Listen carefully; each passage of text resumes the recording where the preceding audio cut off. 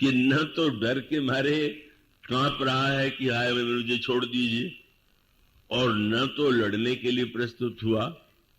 लेकिन बाद में उनको लगा कि लड़ाई तो राम ने ही लड़ी, बस यही अंतर। युद्ध कौन सा है?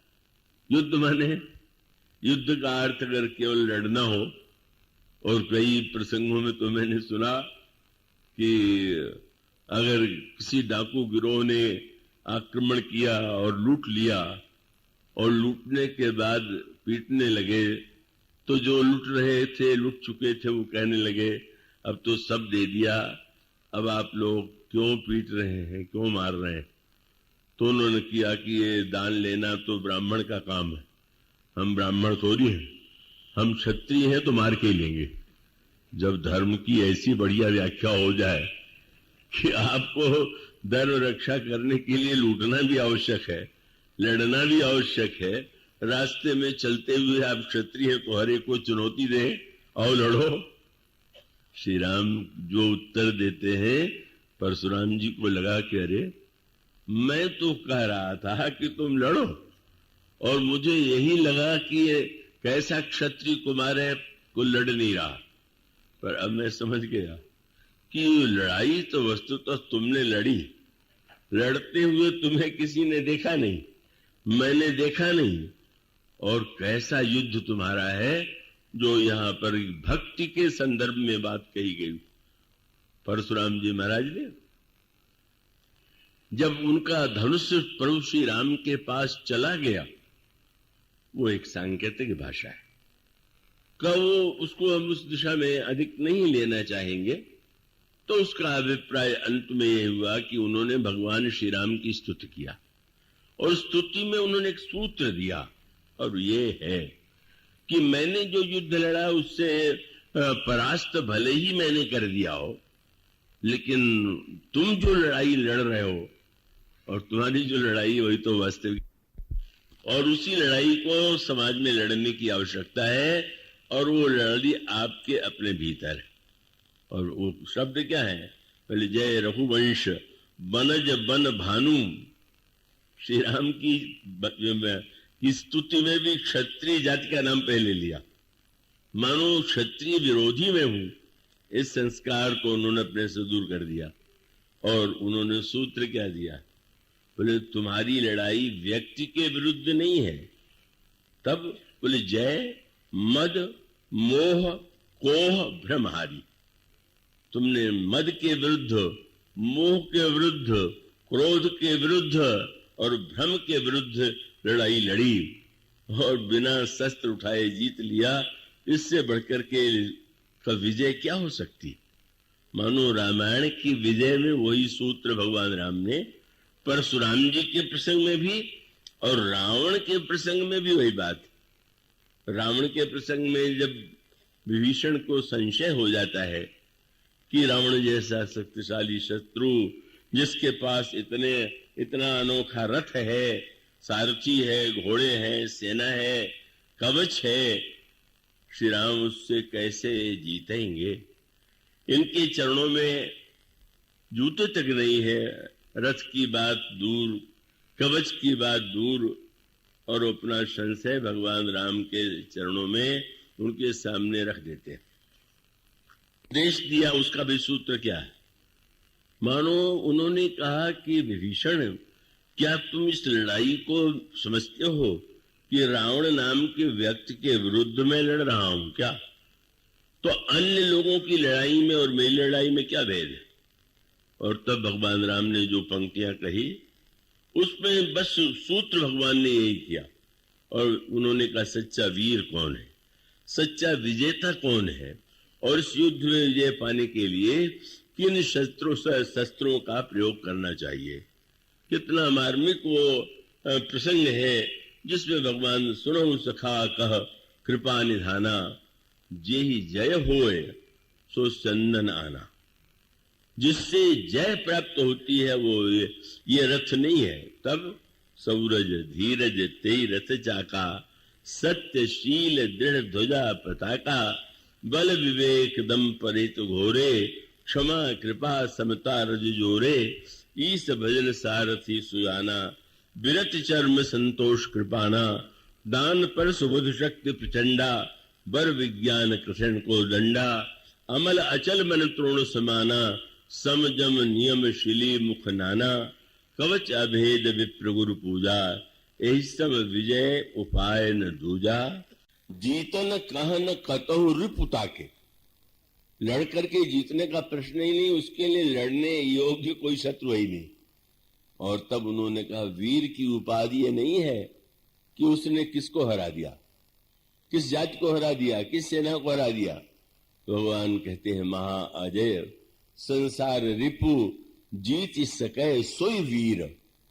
जो महान अजय शत्रु, उन महान अजय शत्रुओं पर जिसने विजय प्राप्त कर लिया वही सच्चा वीर है। और ये युद्ध केवल उस युद्ध की कला को प्रदर्शित करने के लिए है। और इसीलिए जब भगवान राम रावण को अपना धाम दें या बंदरों को या राक्षसों को अपने धाम की में आदेश दे धर्म, तब मानो वह युद्ध जो था वो हराने के लिए, परास्त करने के लिए नहीं था, वो रावण की बुराई को ही हराने के लिए था। और इसका अर्थ यह है कि बहुत बार तो हम अगर जीवन में अपने आप में विचार करके देखें तो समस्याओं में एक बहुत बड़ा स्वरूप ये होता है कि हम समस्या के मूल पर ध्यान नहीं देते। और समस्या के मूल पर यदि ध्यान दें, को जीतने की चेष्टा किया, परिणाम क्या होगा कि अगर उन दोनों में कोई जीत भी जाए तो फिर तो किसके अहंकार की जीत हुई, किसके क्रोध की जीत हुई, वही सिद्ध होता है। इसलिए मानो यह जो रामायण की कथा है, उस कथा में आप एक बात पाएंगे और यही है आदर्श जो महाभारत से रामायण को भिन्न बनाता है। आप देखिए ना, भगवान राम ने, ये बड़ा विशाल ग्रंथ है, उसमें अंतरंग रहस्य है। भगवान राम बाणों का प्रयोग करने में बड़े संयमित। कहीं तो भगवान राम एक ही बाण का प्रयोग करते हैं, कभी 31 बाणों से भी वे रावण पर प्रहार करते हैं। और इसका अर्थ क्या हुआ कि जैसे आप अगर किसी शल्य चिकित्सक या हॉस्पिटल में जाएं और वहां डॉक्टर के द्वारा किए गए ऑपरेशन की ओर देखें तो आपको एक बात दिखाई देगी कि वहां अनेक उपकरण रखे हुए हैं, अनेक प्रकार के चाकू रखे हुए हैं, अयव रखे हुए हैं। क्यों? बोले डॉक्टर का उद्देश्य धार की तेजी देखना नहीं है। हमारे अभी कोई न्यायाधीश यहीं पर पधारे हुए हैं, उन्होंने जब ये सुनाया कि कुछ लोग तो एक घटना उन्होंने सुनाई अपने उस जहां पर वो थे कि वहां पर दो भाइयों में झगड़ा हुआ, कुएं पर दोनों झगड़ रहे थे तो एक भाई ने अपनी कन्या को कुएं में ढकेल दिया और ढकेल देने के बाद पुलिस के पास गए कि हमारी बेटी को इन्होंने ढकेल दिया। मानो बदला लेने के लिए व्यक्ति कितना जा सकता है, कितने नीचे तक जा सकता है, इसका दृष्टांत है यह वृत्ति। और यह वृत्ति पहले तो मैंने एक ही बार पढ़ी थी तो मैं आश्चर्यचकित हुआ था। कार्जुन जी ने एक पुस्तक लिखी है जिसमें वे बहुत बड़े वकील थे, तो कई मुकदमे आते थे और उसमें उन्होंने कुछ जो विशेष प्रकार के मुकदमे थे उसका उसमें उन्होंने वर्णन किया। उसमें एक वर्णन उन्होंने बहुत विचित्र किया। क्या? एक व्यक्ति हत्या के अपराध में पकड़ा गया और उस व्यक्ति को उसने सोचा वकील हैं बड़े तो उनके पास चले छुड़ा लें। काटजू जी से उसने कहा कि जब काटजू ने पूछा कि क्या तुमने हत्या की है तो उसने कहा अदालत होती तो मैं न करता, पर आप तुम्हारे वकील हैं तो मैंने किया। पूछा क्यों किया? कोई जमीन का झगड़ा था? बिल्कुल नहीं। कोई और किसी प्रकार का झगड़ा था? नहीं। तो तुमने क्यों उसका सिर काट लिया? उसने जो उत्तर दिया मनुष्य की हिंस वृत्ति का, उसमें गोस्वामी जी जो सूत्र देते हैं उससे तुलना करके आप देखें। उस व्यक्ति ने कहा मैं तो इसे जानता भी नहीं था, बाजार में हमारे पास जो गणासा था वो जंग लग गई थी, उसको मैं धार कराने के लिए धार कराया, मैंने लौट रहा था और ये व्यक्ति खाट पर सो रहा था। तो मैंने सोचा कि जरा फरसा चला के देखे कितनी धार ठीक है कि नहीं। पढ़ के विचित्र लगता है कि केवल धार की तेजी देखने के लिए उस व्यक्ति ने दूसरे की हत्या कर दिया।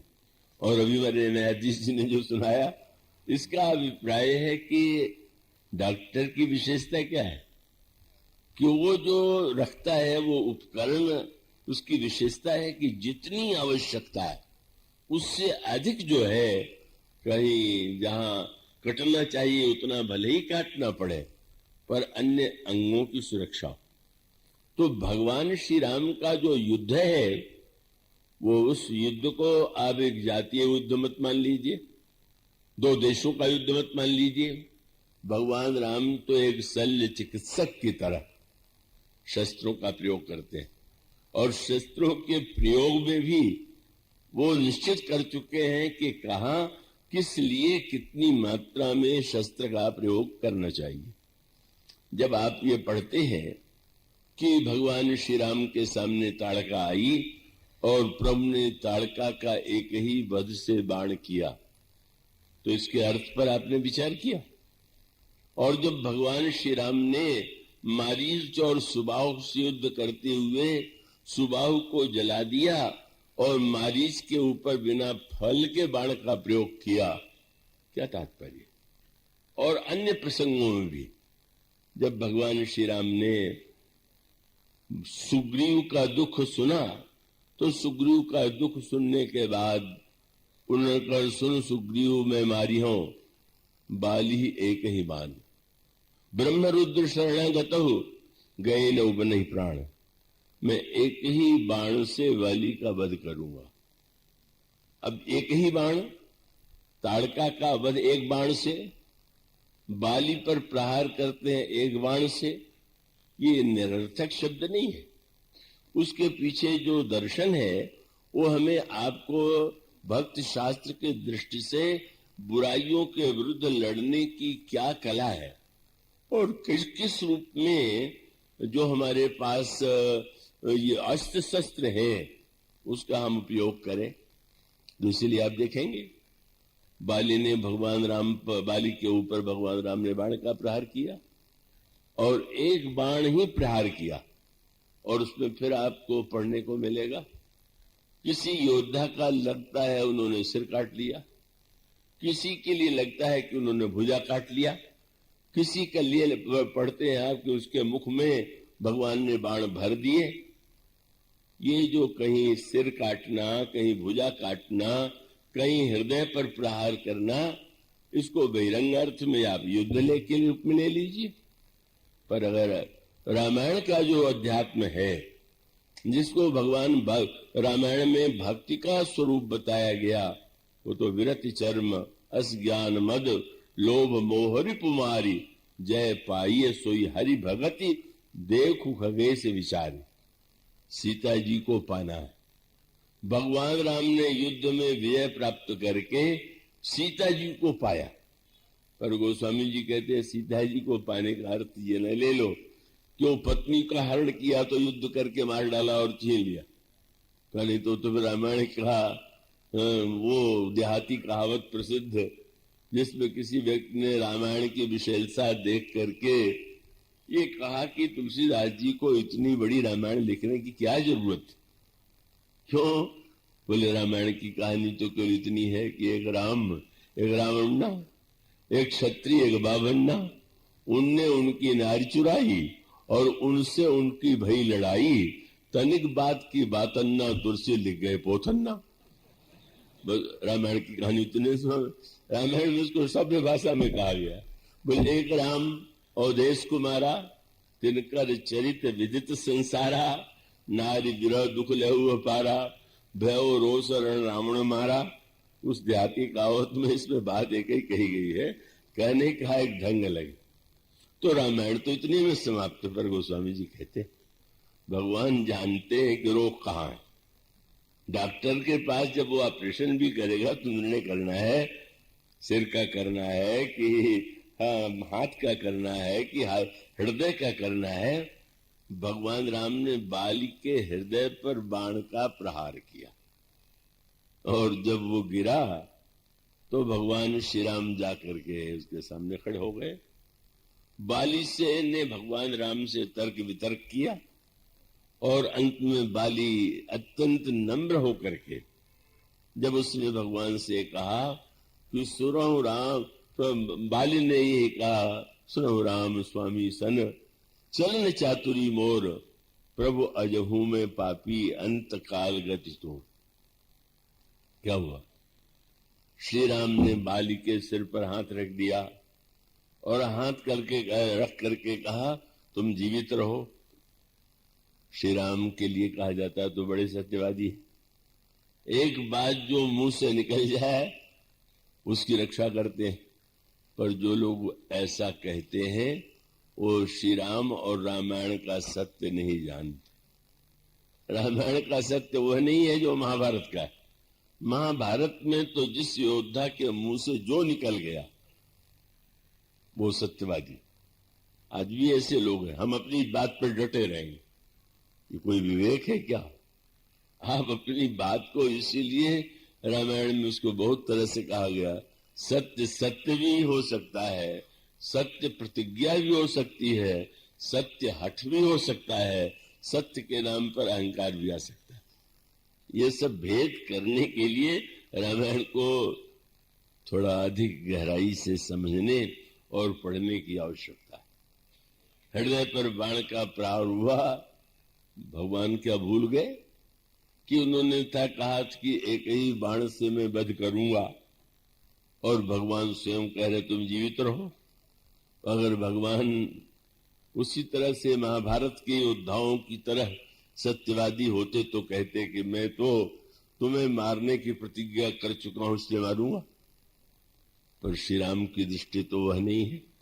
मैंने दृष्टांत के रूप में यो कहे कि किसी को फोड़ा हुआ, डॉक्टर के पास गया, डॉक्टर ने देखा 2-3 दिन बाद ऑपरेशन करूंगा और ठीक हो जाओगे। पर संजोग ऐसी कोई ऐसी दवा जिससे लगाते ही फोड़ा फूट गया, मुआद निकल गया। और जब डॉक्टर को दिखाने के लिए गया तो डॉक्टर अगर ये कहे कि हाँ तुम्हारा फोड़ा तो ठीक हो गया है, पर सत्य की रक्षा के लिए तो मुझे ऑपरेशन करना ही पड़ेगा, तो आप क्या ऐसे सत्यवादी डॉक्टर की पूजा करेंगे क्या?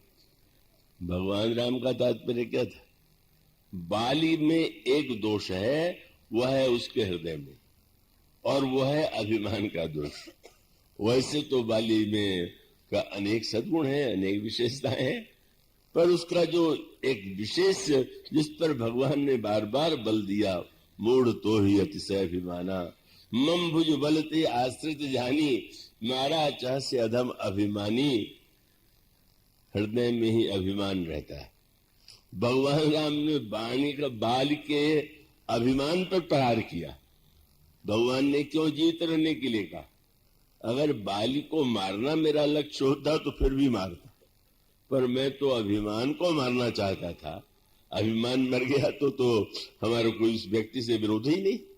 मानो भगवान श्री राम सर्वत्र जो है, ऐसी दृष्टि से उनके आप युद्ध को देखें कि कैसे सावधान है, किसके लिए कैसा। अब कुंभकर्ण का प्रसंग आता है। कुंभकर्ण जब लड़ने के लिए आया तो गोस्वामी जी ने कहा भगवान ने उसकी दोनों भुजाएं काट दिया।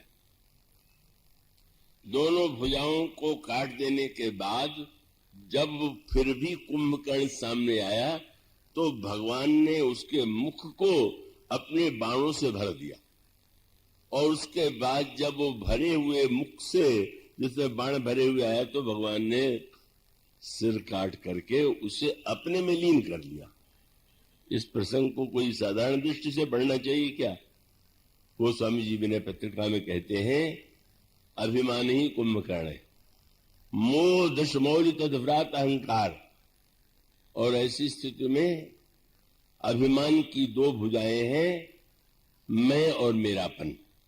अभिमान पर विजय प्राप्त करने के लिए भगवान ने दोनों को काटा, लेकिन उसके बाद उसके मुख को रावण के मुंह में बाण नहीं उन्होंने भर दिए, और किसी योद्धा के मेघनाथ के मुख में बाण नहीं भरा गया। कुंभकर्ण के मुख को बाण से क्यों भर दिया? कुंभकर्ण की समस्या भगवान जानते हैं।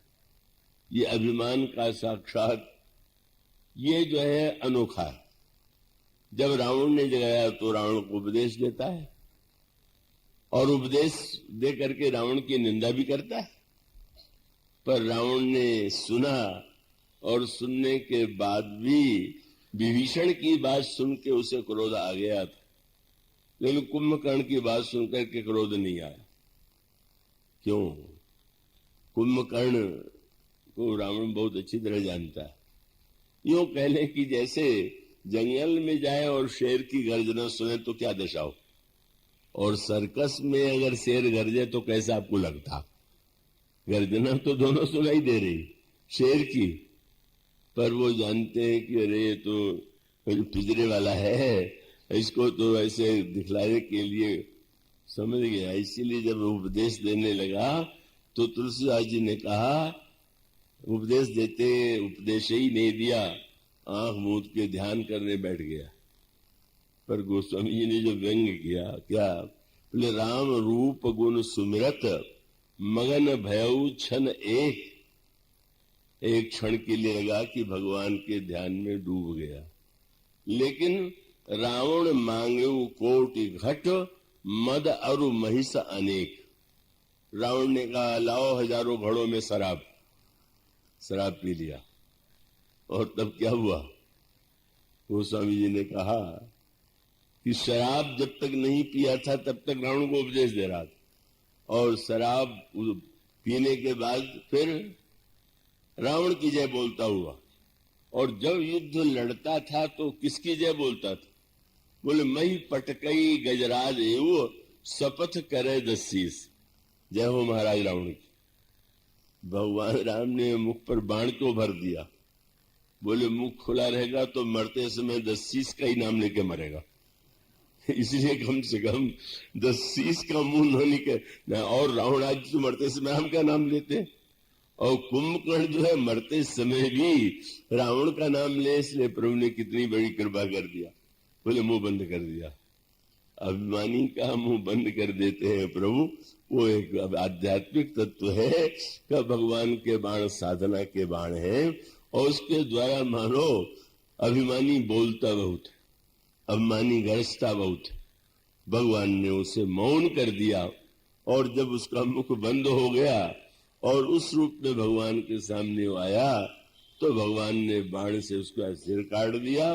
पर अगले क्षण लोगों ने देखा कि भगवान कुंभकर्ण के मुख से तेज निकला और भगवान में समा गया। आश्चर्य हुआ लोगों को। तासु तेज समान प्रभु आनन हर्षे देखी चम शंभु चतुरानन। मानो भगवान क्या बताना चाहते हैं? अभिमान को मारने की आवश्यकता है, पर वह अभिमान जब मुझ में विलीन हो जाता है तो अभिमान धन्य हो जाता है। मैं धनी हूं, मैं पद है, मैं ये हूं, इस रूप का अभिमान कल्याणकारी नहीं है। पर मैं सेवक रहूं पति पति मोरे, अस अभिमान जाय नहीं बोरे। मानो जब वो अभिमान परिशुद्ध होकर के भगवान से में जुड़ करके एकाकार हो जाए तो विनष्ट करने योग्य नहीं। थोड़े से समय में बहुत से दृष्टांत देना संभव नहीं, तो उसका मूल तत्व यही है कि हम बुराइयों को विनष्ट करने के लिए और उसकी कला को रामायण से सीखें। किससे कैसे लड़ें, अपने आप से कैसे लड़ें, अपनी बुराइयों से कैसे लड़ें, और उस बुराइयों से लड़ने की कला को रामायण में बताया गया। ये भी भक्ति का ही एक अंग है। और इसी प्रकार से जीवन में जो भक्ति की मधुरता चाहिए, कौन व्यक्ति जीवन में ऐसा नहीं है जो भूखा हो और भूखा होने पर चाहता हो को हमको मधुर सुस्वादु व्यंजन प्राप्त हो। और तब श्री हनुमान जी ने संकेत किया। हनुमान जी ने मां के सामने जब यह कहा कि सुनो मां, तुम्हें अतिशय भूखा, लाग देख सुंदर फल रूखा, मां मुझे बड़ी भूख लगी, और साथ ही जो वृक्ष है उसमें बड़े सुंदर फल लगे हुए हैं, अगर आपकी आज्ञा हो तो अपनी भूख मिटा ले। मानो संसार की वाटिका में, मोह की वाटिका के फल बड़े सुंदर और जीव भूखा है। हनुमान जी ने कहा कि मैं आपसे आज्ञा चाहता हूं कि इन फलों को खा करके जो सुंदर प्रतीत हो रहे हैं, मैं अपनी भूख मिटाऊं। मां ने कहा, सुंदर को देख के नहीं आकृष्ट होना चाहिए। देखने में फल सुंदर हो और भीतर से कड़वा हो तो कैसा लगेगा। इसलिए हनुमान जी ने वाक्य कहा, लाग देख सुंदर फल, सुंदर फल। और मां ने कहा, सुंदर को पहले मधुर बनाओ तब लेना। और मधुर बनाने का उपाय क्या?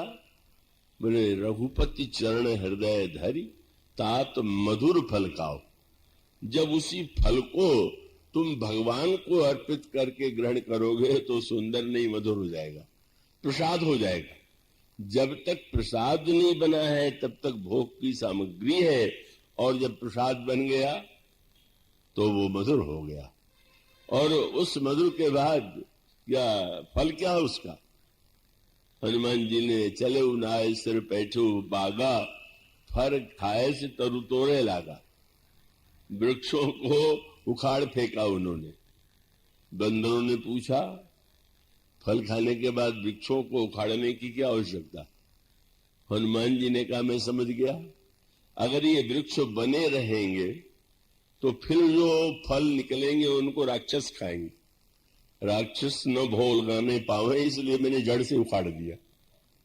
और हम लोग जीवन में यही करते हैं, भगवान को भी भोग लगा रहे हैं, उसके बाद इंद्रियों को भोग लगा रहे हैं, उसको भोग की सामग्री बना रहे हैं। इसलिए हनुमान जी महाराज ने मानो जो वस्तु भगवान के प्रसाद के रूप में बन गई, अब वो पुनः संसार की वस्तु न बन जाए, इसलिए। और जब उन्होंने, बंदरों ने ये कहा कि आपने किशोरी जी से केवल फल खाने की आज्ञा मांगी थी, फल के बाद वृक्ष को उखाड़ा, तोड़ा, राक्षसों को मारा, लंका को जलाया, कोई आज्ञा आपने सीता जी से ली थी क्या कि हमें राक्षसों को मारना है, बाग उजाड़ना है, लंका को जलाना है? हनुमान जी ने कहा, मैंने तो फल खाने की आज्ञा मांगी, लेकिन आगे जो कुछ हुआ वो फल खाने का फल था। फल खाने का फल माने, बोले मां की कृपा का फल खाने के बाद भी अगर मोह की वाटिका न उजड़े, दुर्गुण के राक्षस न मरे और प्रवृत्ति की लंका न जले तो कृपा का फल ही क्या। जब उस कृपा का आस्वादन व्यक्त करता है, मानो श्री रामचरितमानस में भक्त के ऐसे अद्भुत रूपों का वर्णन, आप उसको राम राम जप करें, ये भी एक भक्ति है। 2 अक्षर का जप ही परम कल्याणकारी।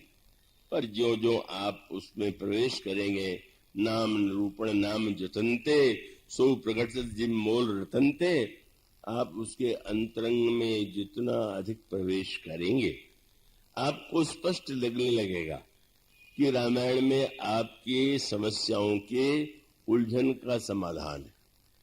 आप विवेक का दीप प्रज्वलित करिए तो आपका मोह नष्ट होगा, ऐसा ज्ञान दीपक कहता है। लेकिन अगर व्यक्ति भक्ति के मणि का आश्रय ले ले तो अपने जीवन की ग्रंथियों को खोल सकता है। अगर मनुष्य के जीवन में भूख है और उसको मिटाना चाहता है तो वह वेद समुद्र का मंथन करके उसमें राम कथा की जो मधुरता है, कथा सुधा मथि काढ़हि भगति मधुरता जाए। और फिर युद्ध माने, जैसे देवताओं ने अमृत पी करके राक्षसों को हराया, इसी प्रकार से दुर्गुण दुर्विचारों को हराने के लिए भक्ति का अमृत जो हम पी लेते हैं, तब हम उन बुराइयों को हरा सकते हैं। यह तो अनंत ग्रंथ है, कभी न समाप्त होने वाला। इतने वर्षों से भी कहते हुए मुझे निरंतर यही तो लगता है, और सत्य भी यही है कि ये तो न समाप्त होने वाला हरि अनंत, हरि कथा अनंता। उसमें कुछ बातें कही गई आपके सामने। घड़ी तो घड़ी है, और वो तो उस दिशा में आपको अभी लौट के जाना होगा। मैं तो उठ करके जल्दी चला जाऊंगा।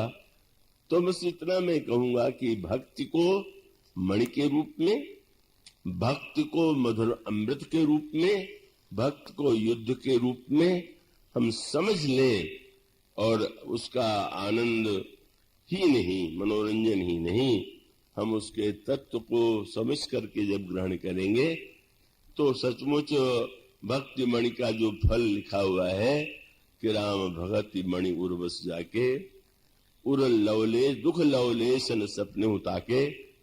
तो मैं आप सब लोगों के प्रति बड़ा आभारी हूं